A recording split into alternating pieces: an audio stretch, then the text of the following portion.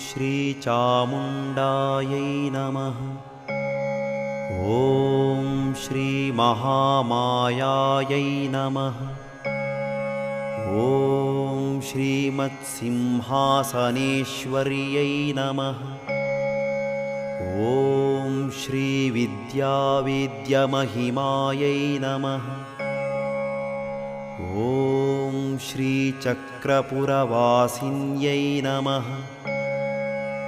ॐ श्रीकण्ठदयितायै नमः। ॐ गौर्यै नमः। ॐ गिरिजायै नमः। ॐ भुवनेश्वर्यै नमः। ॐ महाकाल्यै नमः। ॐ महालक्ष्म्यै